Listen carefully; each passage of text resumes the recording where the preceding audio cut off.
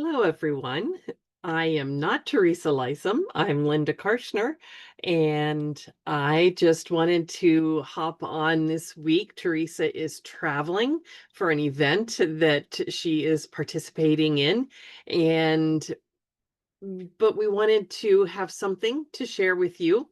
And so I'm just going to take a couple minutes and continue on with our talk that we've been doing about the domains of your Clifton Strengths. So first of all, Clifton Strengths is an online assessment. It is a tool that you can use to help you find out and kind of put a language to what your superpowers are, as Teresa likes to call them. So we call this decoding your superpowers, and I love that because these are where you excel. Everybody has the same 34 strengths, but in their own unique order. And this is something that has been heavily researched by the Gallup organization and the Clifton Strengths assessment tool, the individuals who are in charge of that. And it is kind of interesting to see things when you take this assessment and see the results and start to understand what each of those strengths is talking about and what the domains are telling you about. It's interesting to see how maybe you kind of see how you were that way your whole life. Or sometimes it gives you some insight into yourself that you didn't really realize was there. So, we're going to talk today about the executing domain. So, Clifton Strengths also refers to this as a talent theme. So, it's strengths that are all under sort of a subcategory called executing. And one of the things that we have learned through Unleash Your Strengths with Eddie Villa is that there is a desire that is exemplified by each of the domains. And when you have three or more of uh, of strengths in a particular domain, it means that it's something that is very important to you, fulfilling that desire, being in touch with it, understanding it, and it's how you do everything. So we have talked about relationship building with the kind of core desire for that is connecting with your right people, your tribe. We've talked about influencing, and the core desire there is to move people forward. Oops, and I forgot to put my phone away. Um, so sorry about that, and I can't just like mute it. Okay.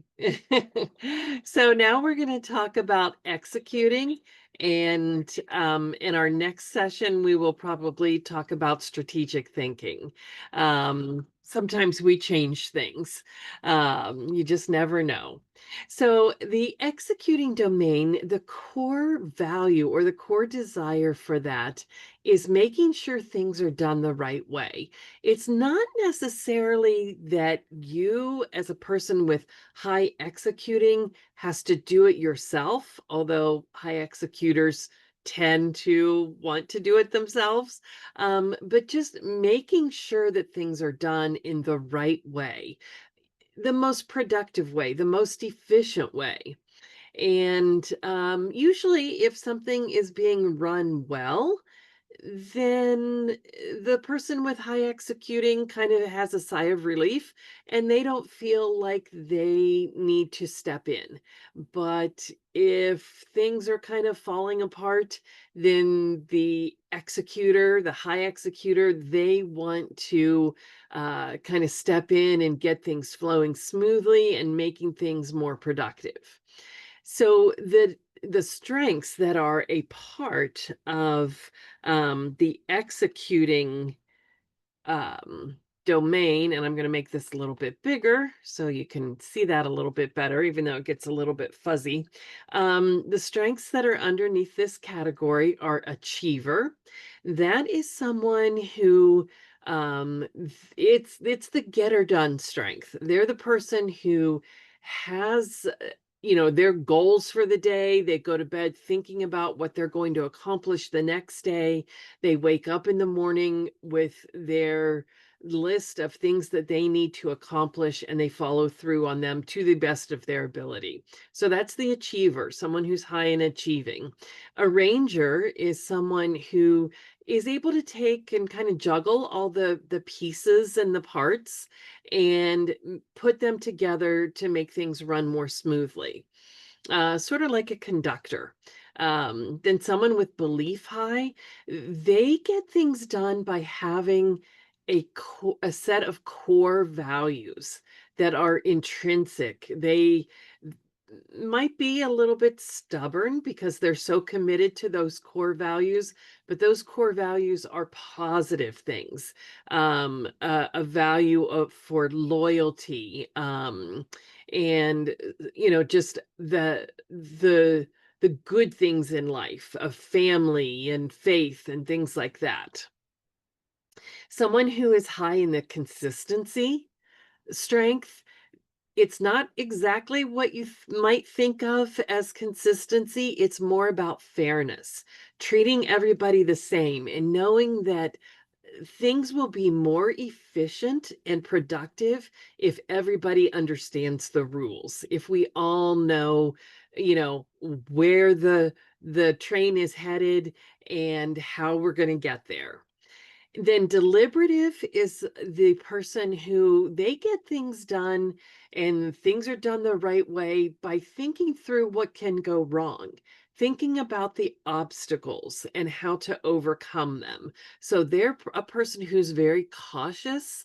They are the person who thinks through things very carefully, which is a very positive trait to have, but can get aggravating for people who aren't high and deliberative, like myself. Discipline is the person who likes a set routine. They like things very orderly. It's not necessarily that they are a disciplined person, but it could be someone who maybe their desk looks like chaos to you, but it is their system and they know where everything is. So someone with discipline high, they like to be very orderly. They like to have a set routine. Someone with focus, it's what you think it is. They can kind of put the blinders on and stay focused on the task at hand. Someone who has responsibility high, and again, this is executing strengths, like how they get things done. If they say they're going to do something, they follow through on it. They speak the truth. And if they have made a commitment to something, even if they have to stay up till 2 o'clock in the morning to get it done, they're going to get it done. And that's responsibility is high for me, even though I'm not super high in executing, but I will get things done if I say I'm going to do it. And last but not least is restorative. Restorative is someone who has an eye for fixing what's broken. They have a heart for that. They're able to come up with solutions in order to be more productive and to make sure things are done the right way. So that is just kind of an overview of the executing domain. If any of those happen to sound like you, where you really like to make sure things are done the right way, and maybe even people, your family or whatever, they kind of get aggravated with you because you like to have a system, you like to be orderly, maybe you'd like to talk to Teresa or myself about what that means for you. And if you haven't taken the Clifton Strengths Assessment yet, you can go to gallup.com and you can find it there. Just search for Clifton Strengths and you will pay for a code, and then you'll set up an account and you can make sure you allow yourself 30 to 45 minutes to take this assessment. And it's something that you have to do online because then the computer will automatically give you your feedback as to what order your 34 strengths are in and where you might be in the executing domain. All right, that's all I have to share with you for today. So God bless you guys. Take care, and I will catch you again next week. Bye bye.